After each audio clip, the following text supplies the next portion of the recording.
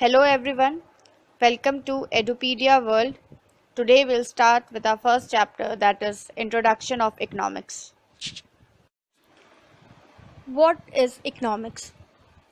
And our first point is economics is about making choices. We make all kind of choices every day. How much should I spend on petrol? Where should we go for dinner? Can I get that dog as a pet? Which politician should I vote for when they all claim they can improve the economy? Economics is the study of how people choose to use resources. Resources include the time and talent people have available, the land, the buildings, equipments, and other tools on hand, and the knowledge of how to combine them to create useful products and services. Often people appear to use their resources to improve their well-being. Well-being includes the satisfaction people gain from the products and services they choose to consume, from their time spent in leisure and with family and in community, as well in jobs, and the security and service provided by effective government. Now we come to second point, that is economics is not just about money. What is the economy anyway? Many people hear the word economics and think it is all about money. Economics is not just about money. It is about weighing different choices or alternatives. Some of those important choices involve money, but most do not.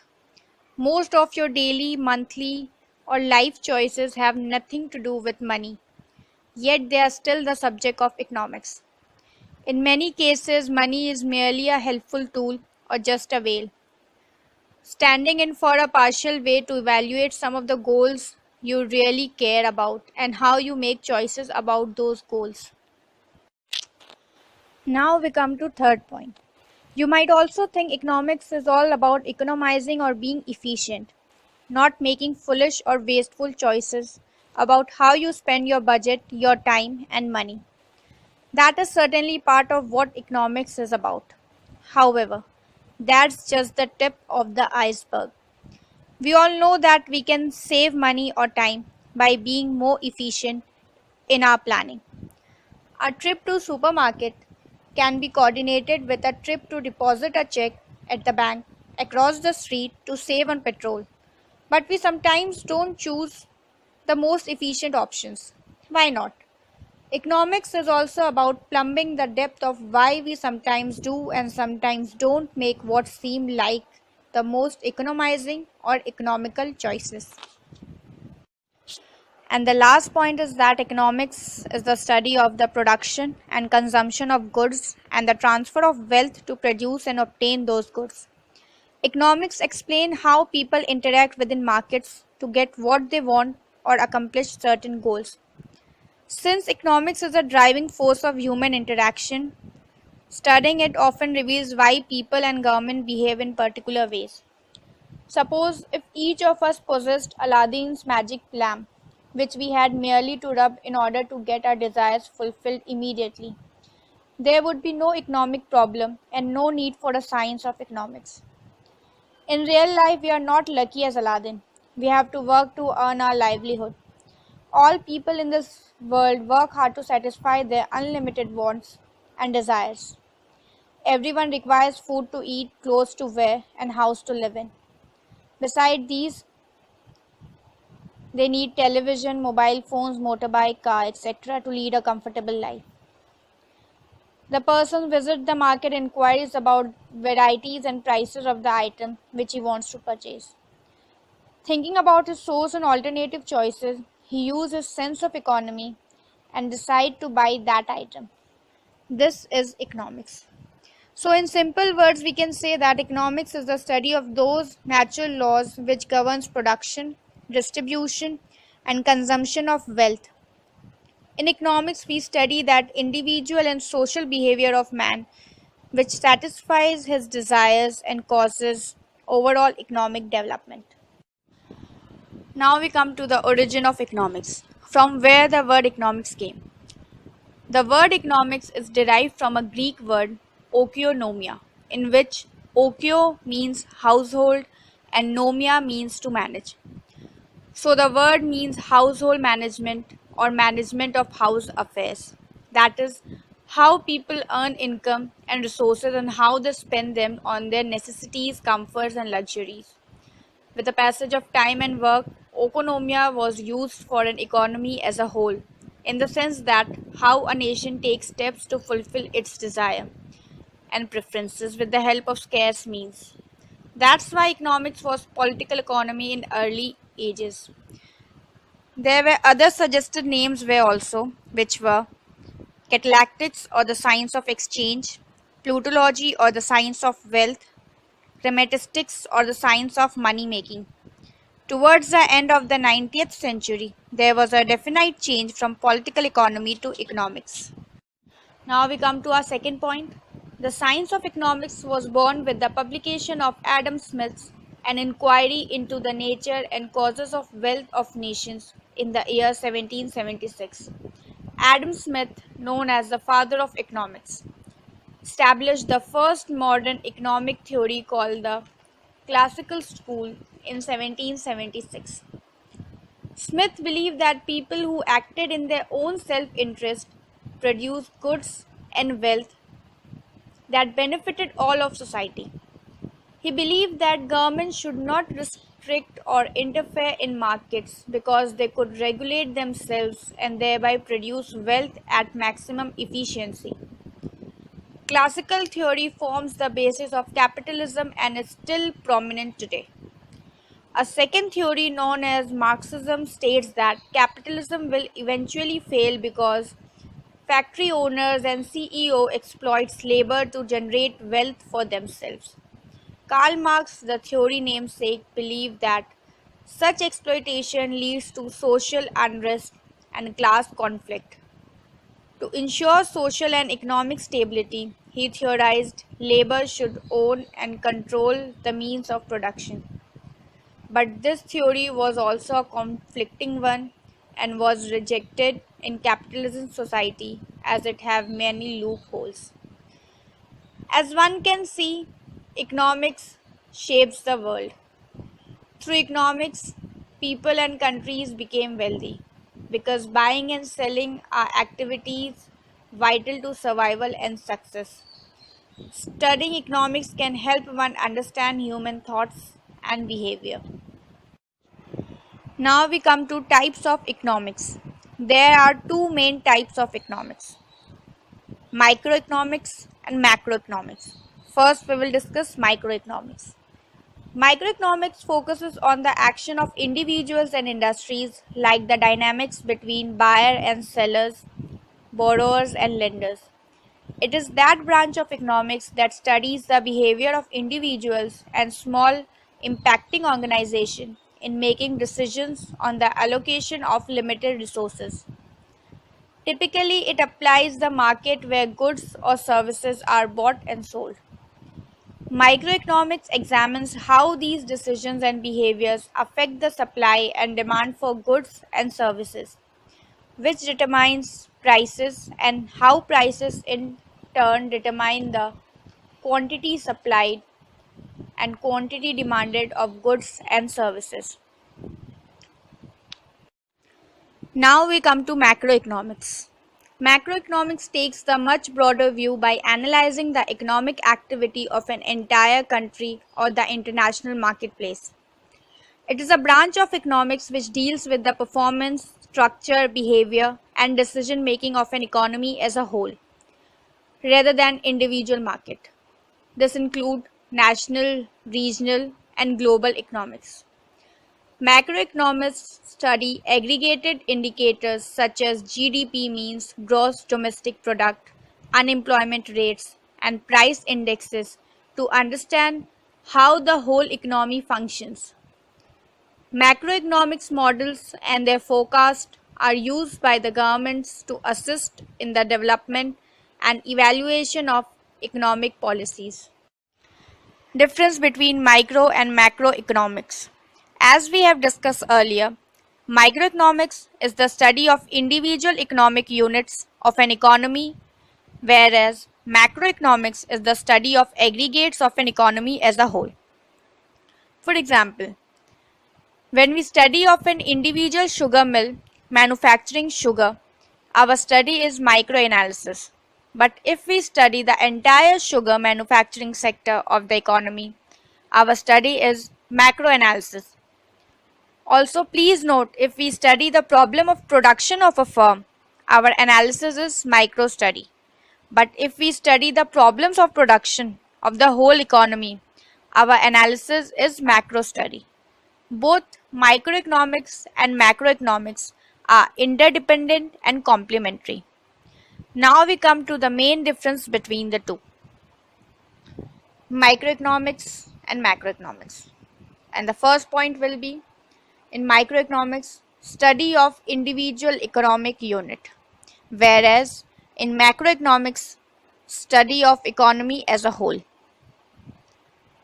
Second difference, it deals with individual income, individual prices, and individual output, etc. Whereas macroeconomics deals with national income, national output, etc. Now we come to third point. Central problem is price determination and allocation of resources. It helps to solve the central problem of what, how, and for whom to produce in the economy. Whereas in macroeconomics, central problem is determination of level of income and employment. Its central problem helps to solve the full employment of resources in the economy.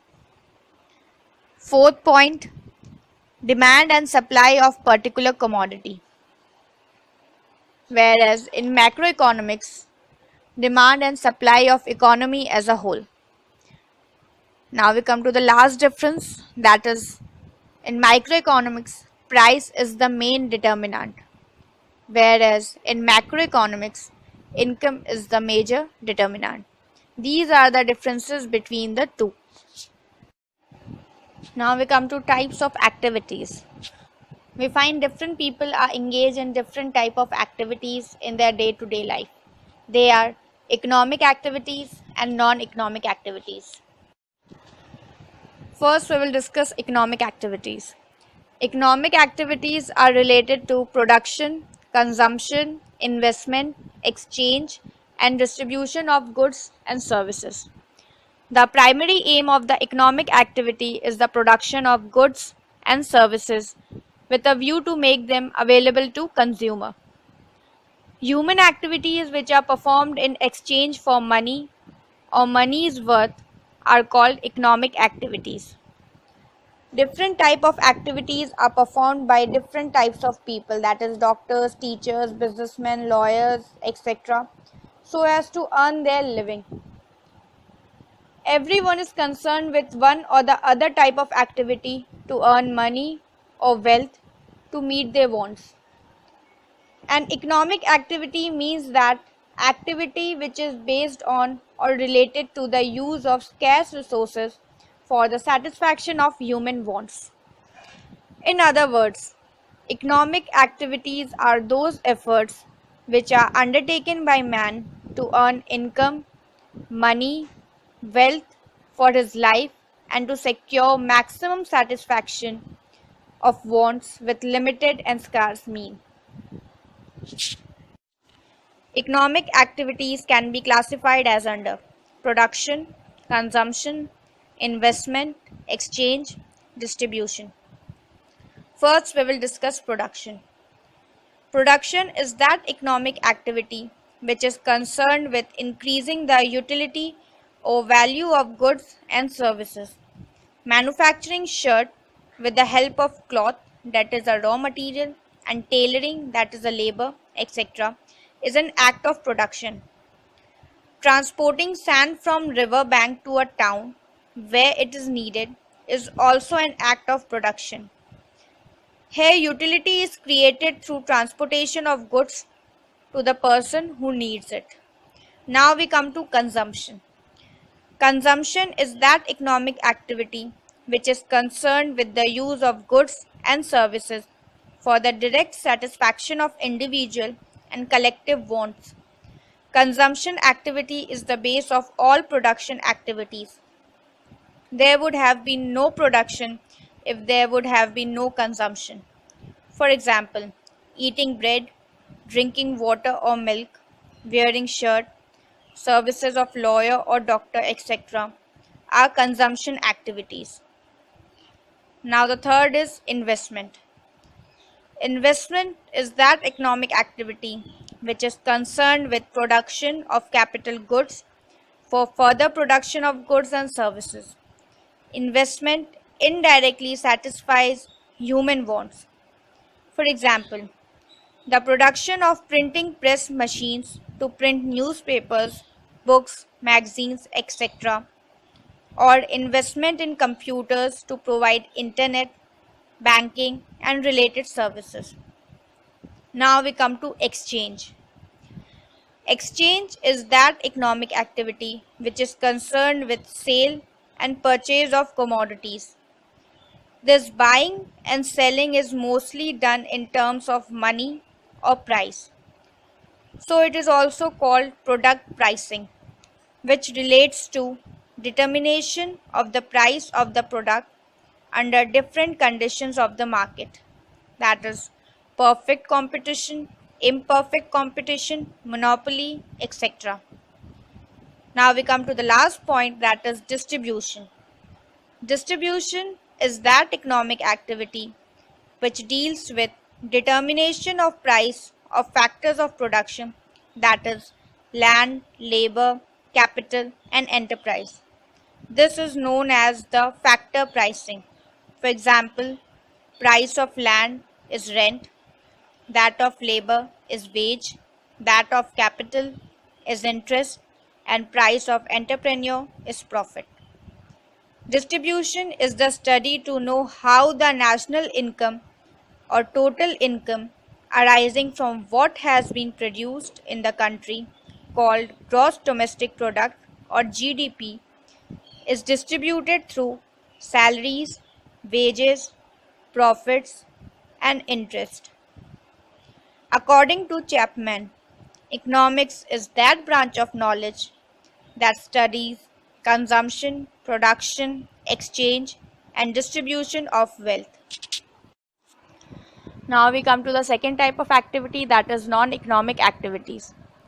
Activities which are undertaken to satisfy social, religious, political, charitable, and parental requirements are called non-economic activities. The object of these activities is not to earn monetary gain or reward. People engage in non-economic activities for reason of love, sympathy, religion, patriotism, etc. For example, a mother looks after their children, a student donates blood, an old man goes to temple daily, a young man helps a blind girl to cross the road, etc. It is the object of any activity that distinguishes between economic and non-economic activities. The primary objective of economic activities is to earn livelihood and create wealth. On the other hand, the main objective of the non-economic activities is to get some sort of social, cultural, religious, or recreational satisfaction. The same activity may be economic as well as non-economic. For example, a nurse attending a patient in a hospital is an economic activity, as the nurse works for salary. But when the same nurse attends to her sick mother at home, it is non-economic activities because the object is not to earn money. Thus, the activity of the same person may be economic at one time or place and non-economic at another time or place. The dividing line is not the activity or the person who is doing it, but the objective for which it is undertaken. Non-economic activities are those which have no economic aspect or are not concerned with money or wealth.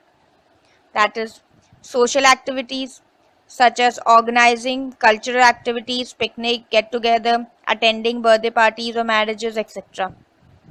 Religious activities such as going to temple, gurudwara, mosque or church to worship. attending mass prayer, etc. Political activities such as various activities performed by different political parties, namely by Bharatiya Janata Party, Congress Party, etc. Charitable activities such as blood donation camps, free medical aids, or helping poor and handicapped persons. Parental activities such as love and affection towards their children. These all are non economic activities, but they become economic activities when they involve any money aspect to earn out of them. Difference between economic and non economic activities. Economic and non economic activities are undertaken with a different object and purpose, and they are different from each other in the following ways. The first point is objective. Economic activity are performed to earn money. Every person does some kind of work so that he is able to earn his living. The money earned from such activities is used to satisfy various needs, whereas non-economic activities are performed out of love and affection or out of duty. The purpose of undertaking these activities is to get some satisfaction. It may be social, cultural, religious, or recreational. Our second difference is scope. Economic activities may take place between employers and employees or between producers and consumers, whereas non-economic activities may be among members of a family, social worker, and those being served, etc. Third difference is of money measurement. Economic activities are measured in money or money's worth, while non-economic activities have no money value. For example, a doctor attending a patient charges a fees for this work, so the activity is valued in money. A social worker, on the other hand, services a patient out of his zeal, and its activity has no money value because he provides it without the aim of getting anything. Fourth difference is of philosophy. Economic activities are backed by pragmatic philosophy of earning something out of them, whereas non economic activities are performed with idealistic philosophy of attaching more importance to human values and less to money. The feeling here is to do something for others and have one's own satisfaction. Our fifth difference is of expectation. The expectation of performing economic activities is to earn income or profit, whereas non economic activities are performed to get mental satisfaction. And our last difference is duration. Economic activities are performed regularly and for the major period of one's life.